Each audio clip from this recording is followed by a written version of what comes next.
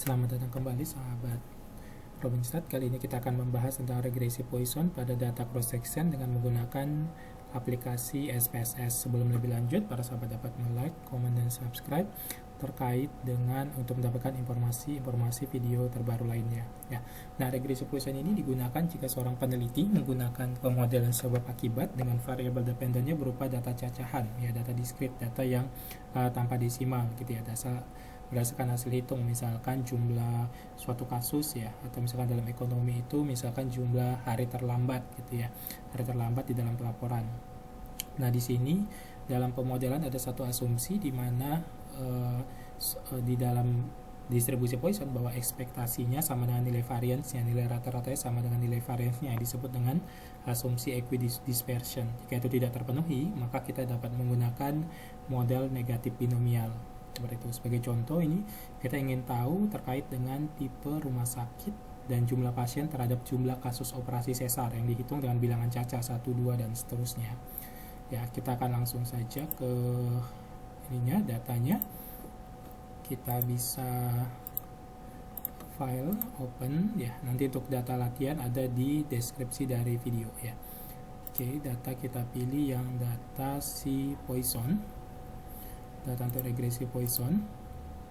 Yes, di sini jumlah pasien, kemudian tipe rumah sakit, ya, kemudian operasi sesar, kemudian kita klik analyze. Nah, dia ada di namanya generalized linear model, ya. Nah, kita pilih generalized linear model. Kemudian di sini untuk analyze, pilih yang generalized linear model, kita pilih generalized linear model. Nah, di sini untuk scale respon kita berbentuk count, data count, yaitu Poisson, menggunakan Poisson. Kalau nanti responnya linear, ini sama aja dengan regresi linear berganda biasa, ya, menggunakan OLS. Kalau ini yang ordinal. Nah, ini yang nanti ini untuk yang logistik nanti, ya. Bagian logistik maupun probit, ini nanti yang binary logistik, ya, seperti itu. Nah, kita pilih yang Poisson, kemudian variabel ininya adalah jumlah operasi sesar, kemudian prediktornya kita pilih jumlah pasien dan tipe rumah sakit, ya. Kemudian modelnya yang kita gunakan, mau pakai interaksi boleh, gitu ya, masukkan estimasinya. Nah, ini dibiarkan saja default, kita okekan saja. Nah, hasilnya seperti ini. Untuk goodness of it, dia dikatakan dia H0-nya itu mendekat, H0-nya itu dia tidak observe dispersi atau disebut dengan equidispersi.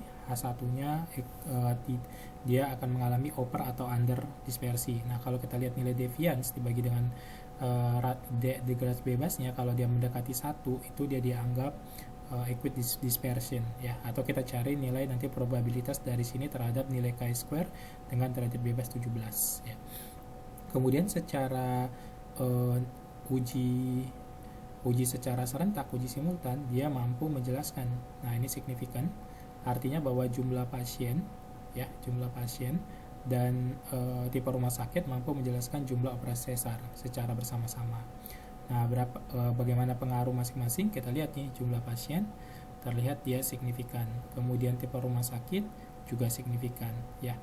Nah, kalau kita lihat di sini kenaikannya cukup kecil, ya, karena 0,00. Ini sebenarnya ada nilainya lagi, gitu. Tapi kalau kita lihat pengaruhnya dari nilai ininya saja, nilai koefisien chi-square-nya ini positif, artinya kenaikan jumlah pasien akan meningkatkan jumlah dari operasi sesar di sana. Begitu juga dengan tipe rumah sakit.